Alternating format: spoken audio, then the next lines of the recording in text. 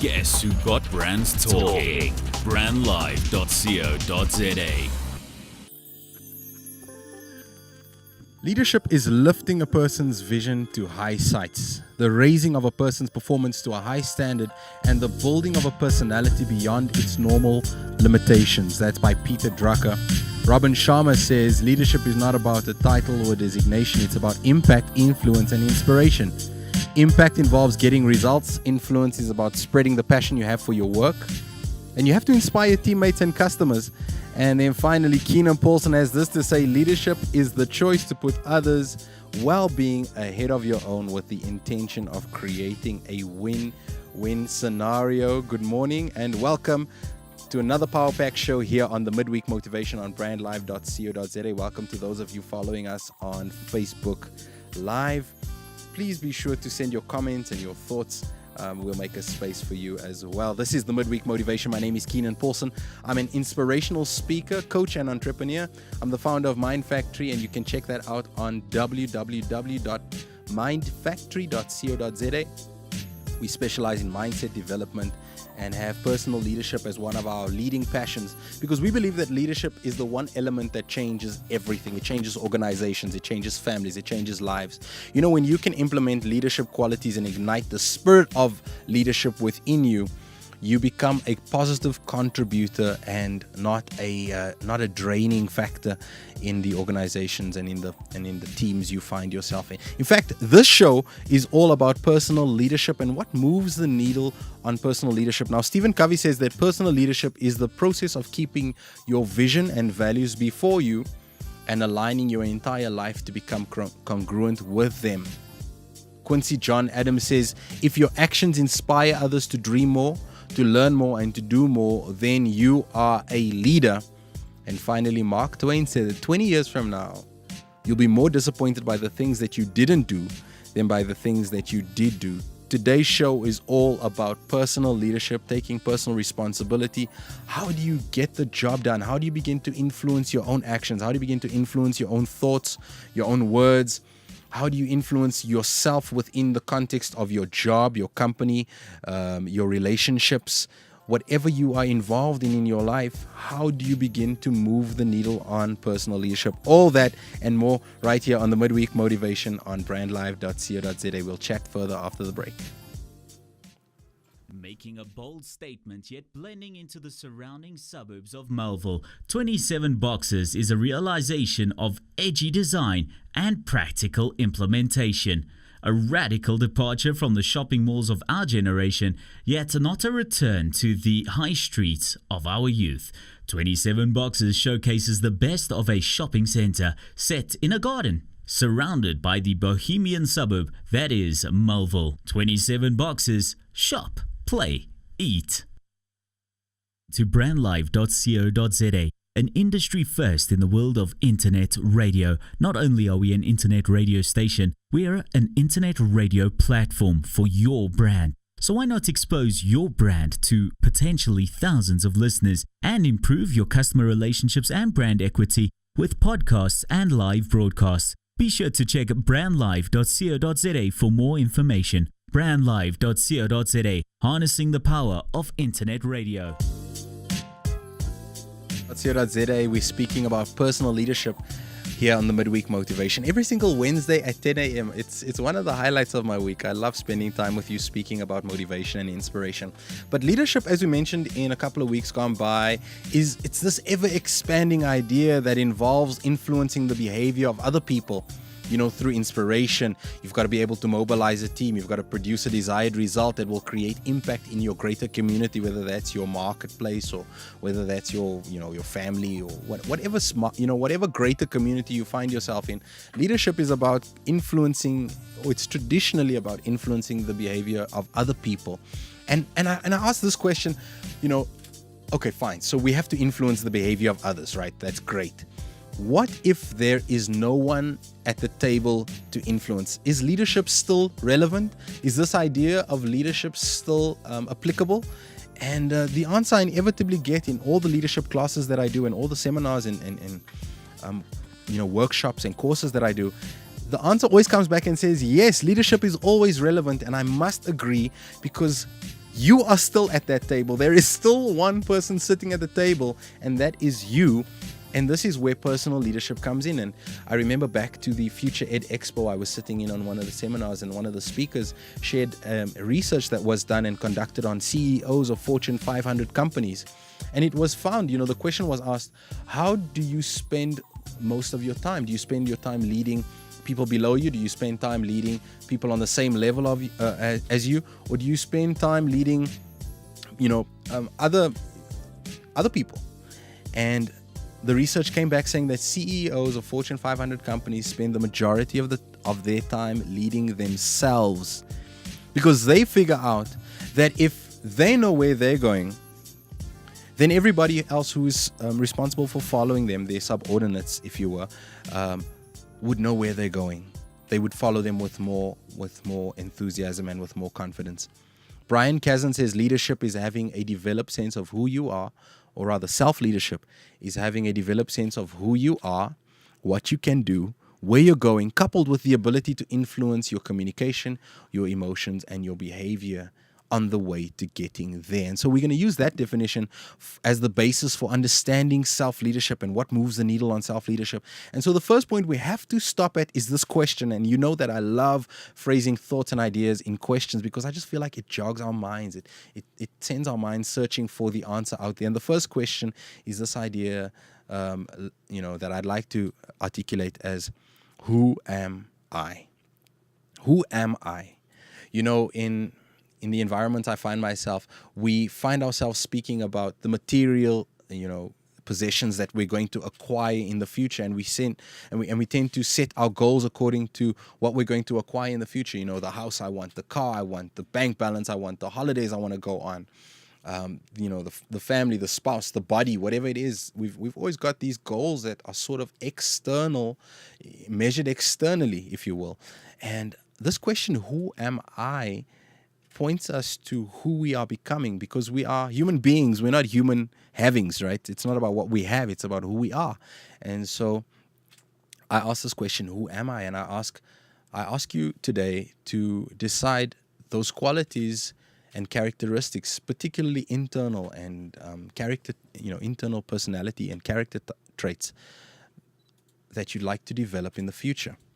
Who would you like to be in the future? Would you like to be someone who exercises more patience or more tolerance? Perhaps you'd like to be a person of love and compassion. Perhaps you'd like to be more peaceful. Perhaps you'd like to be more settled and certain within yourself. Perhaps you'd like to be a person who's more decisive. You see, these things are not linked to cars or clothes or bank balances or any external material, value.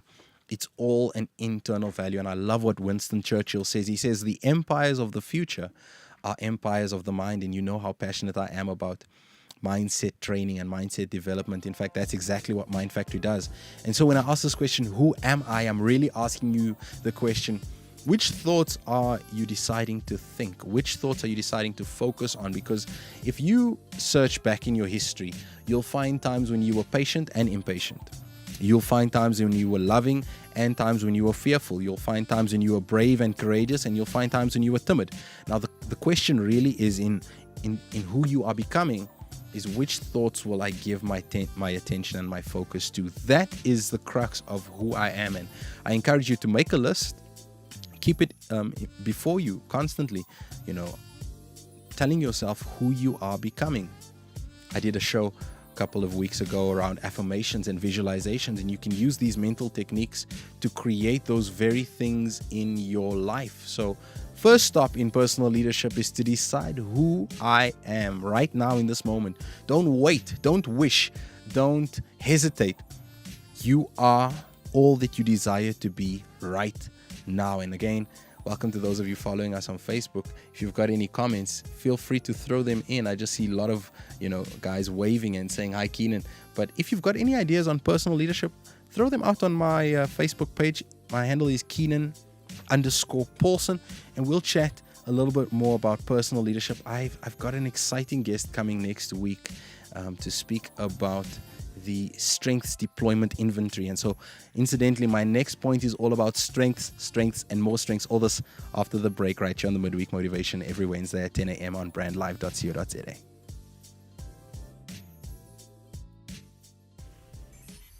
In your face, all over the place. We're online 24/7. 24/7. You're listening to the hottest internet station. Brand Live. No doubt.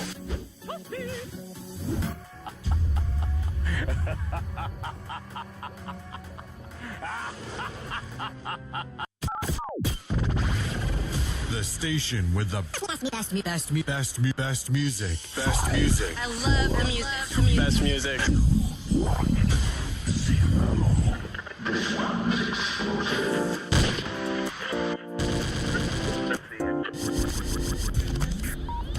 Brandlive.co.za. Lunatic, 'cause I do what I want, and I get what I want when I want it. You know life can be so ordinary. Boy meets girl, they said will make a baby. Brandlive.co.za. Information right here on brandlive.co.za. We're speaking about personal leadership, and I'm offering some ideas on how we could move our personal leadership forward. And we're using the quotation by Bryant Kazan.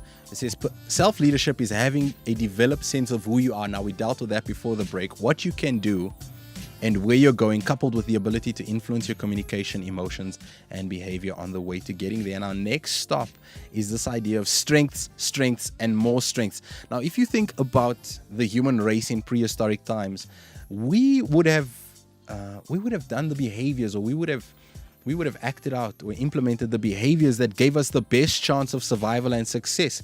I mean, we had predators trying to kill us. We had to survive the elements. We wanted to display the best behaviors that gave us the best chance of success. And I think on a primal level, this is how we approach everything in our lives.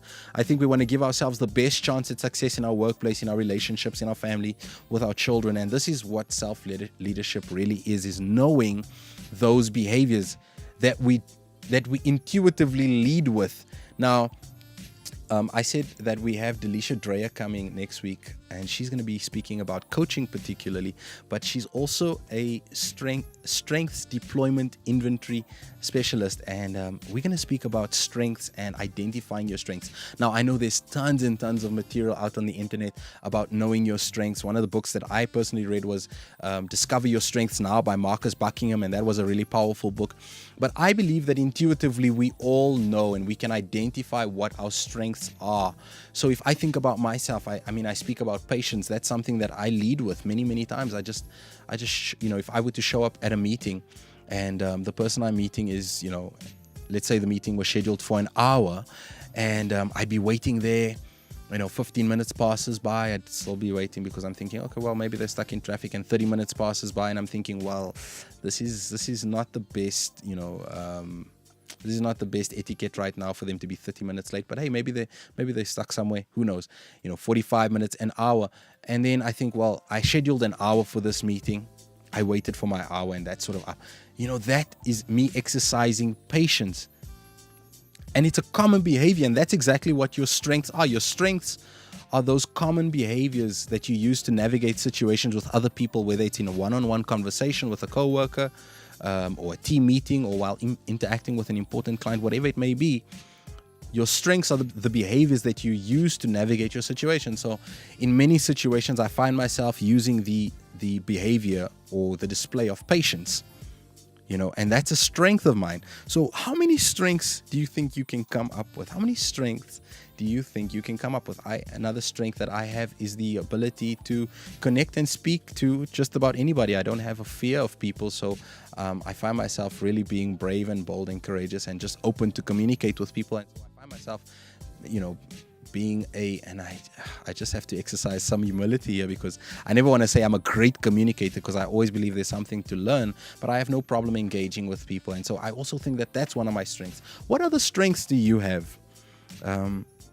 Perhaps you're really nurturing and you're really kind. Perhaps you're extremely cautious and you're risk averse. That's a great strength to have. Perhaps you're teachable. What strengths do you display? It's important that you know exactly who you are, those behaviors that you come to the table with. Knowing your strengths is critical if you'd like to move the needle on self-leadership. Now, at this point in the conversation, we usually speak about weaknesses, right? We've dealt with our strengths. Keenan, I've made my list. Keenan, I've done what I need to do. Let's talk about weaknesses. And I'd like to flip the entire thought on its head. And this came from my interactions with our guest next week, Delisha Dre. You guys don't want to miss that interview. And she shared this idea with me that we only have strengths.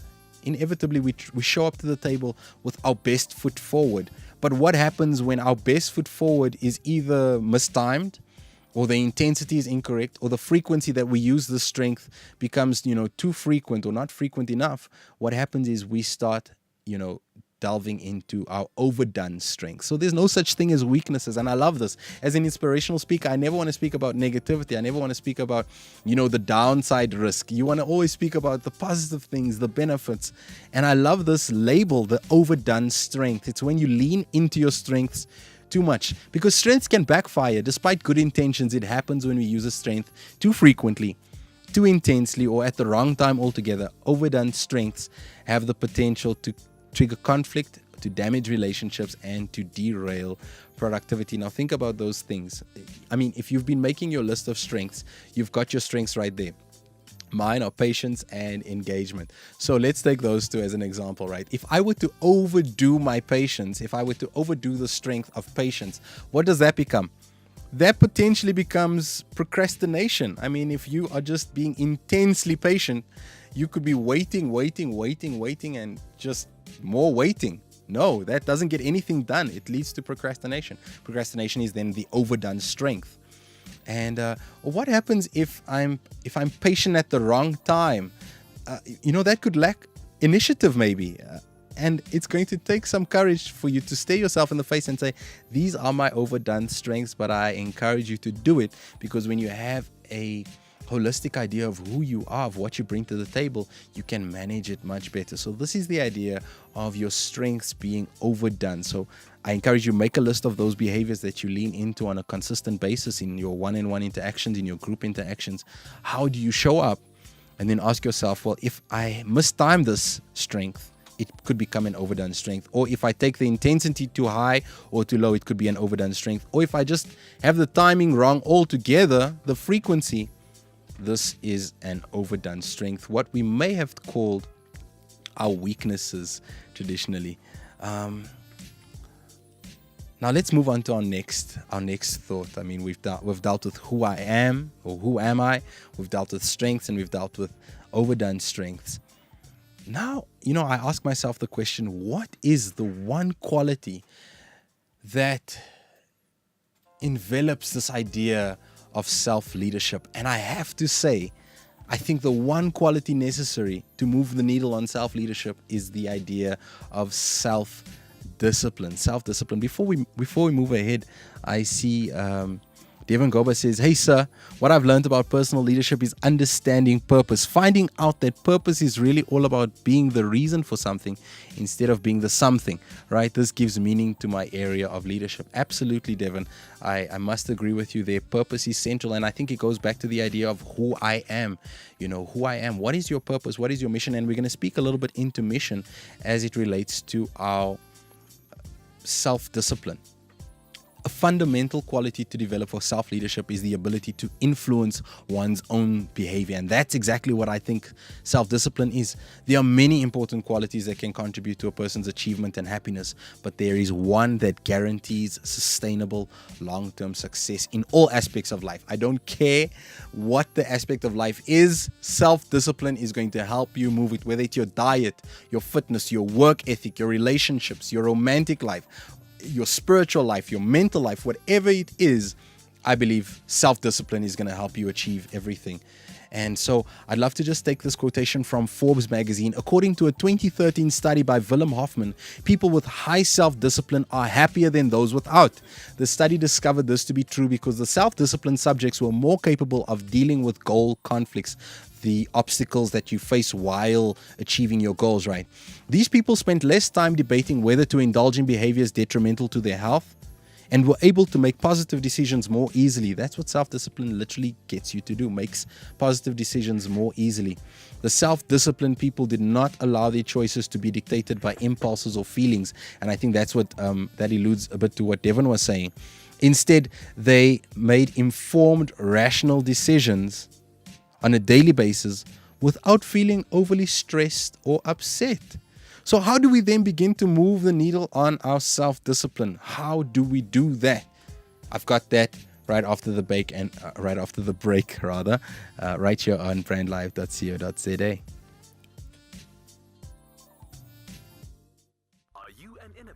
Solution provider. The Innovation Hub is looking for entrepreneurs in the ICT, advanced manufacturing, bioeconomy, and the green economy sectors. If you have an innovative prototype or startup business which addresses an existing market need and you're predominantly based in Gauteng, we invite you to apply for one of our incubation programs. For more information, visit theinnovationhub.com or call 012-844-0000. The Innovation Hub is a wholly owned subsidiary of the Gauteng Growth and Development Agency. The Dramatic Talk with myself, Bongani Drama, bringing you insightful conversations on the Convo Corner, your latest celebrity news on Dramatainment, and your latest fashion news on Stash and Fade. This is Bongani. And myself, Rose Rataka, bringing you your latest news and sports updates. Every Wednesdays, 2 to 3 p.m. Only on www.brandlive.co.za. Welcome back to the Midweek Motivation right here on brandlive.co.za. We're speaking about self-leadership and moving the needle on your self-leadership. And I was just saying that self-discipline is the number one quality necessary for self-leadership. And I've got 3 ideas that will help you be more self-disciplined. Number 1, I call the clarity of mission. Clarity of mission. Clarity of mission is knowing with certainty what it is you are setting out to achieve.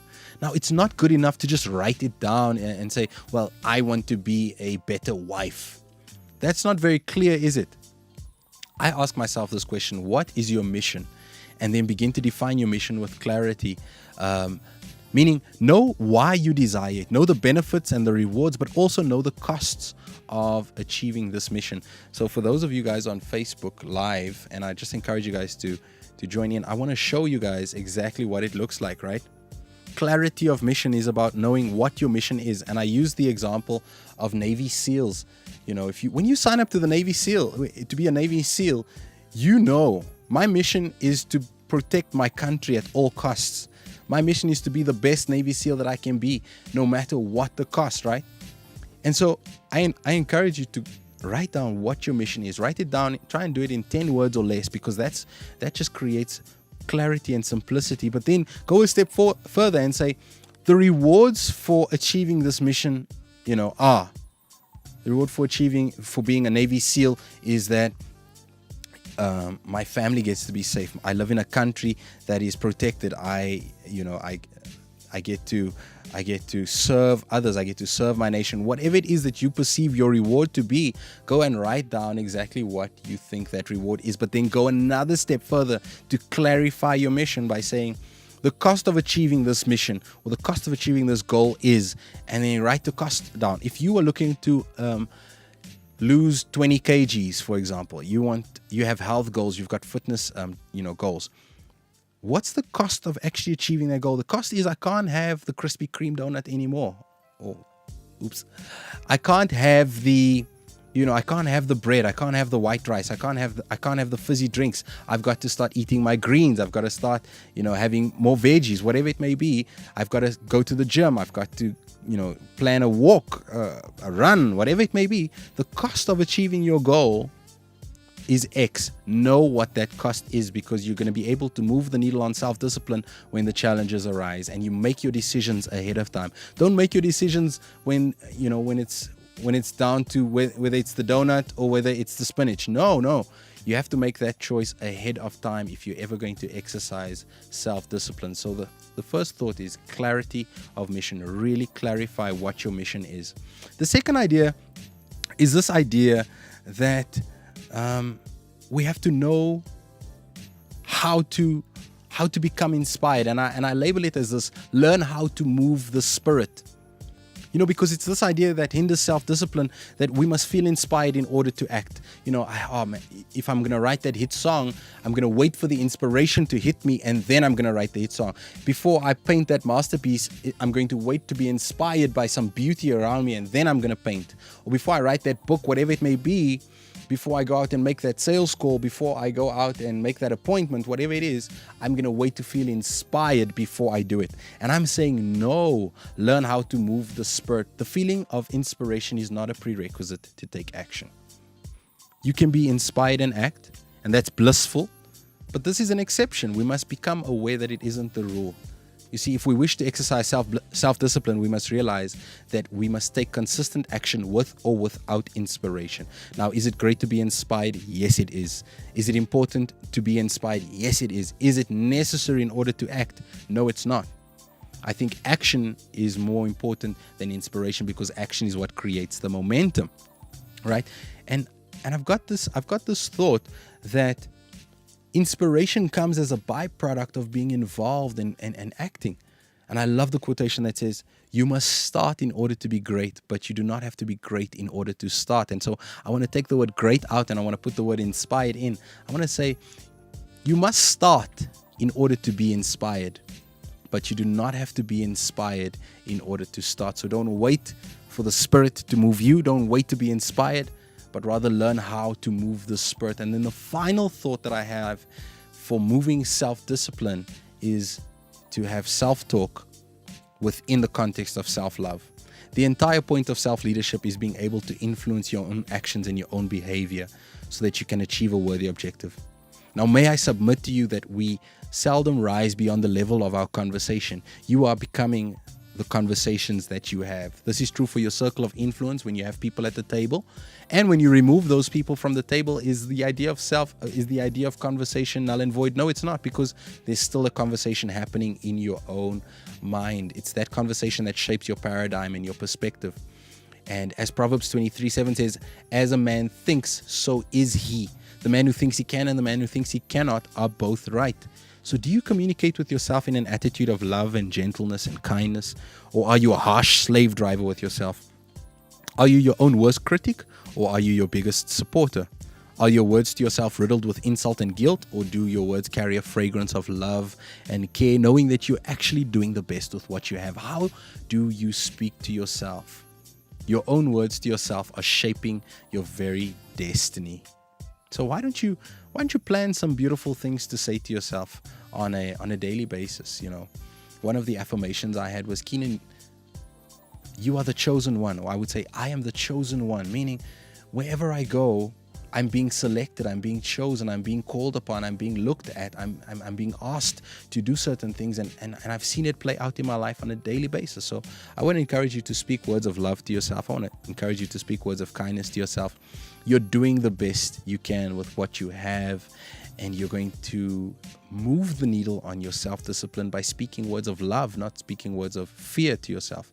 You're going to be moved when you encourage yourself, not when you insult yourself. And I want to end off the show by saying this. We are all a work in progress, and we should do our best to serve ourselves by looking within and seeing the best within yourself. We can serve ourselves by being kinder and gentler and more loving with ourselves. When we make a mistake, you know what? Forgive yourself. Ask yourself, what is it that I learned from this experience? And then move onwards and upwards, right? We make it a habit to deal with ourselves in this way. When we make it a habit to deal with ourselves in this way, it will become second nature to be a leader who encourages, inspires his or her team or family with love. And really, that's what everybody needs more of.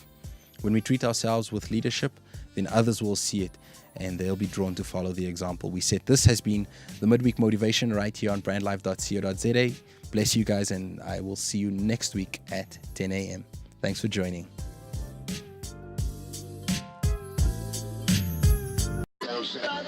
Harnessing the power of talk radio. Brandlive.co.za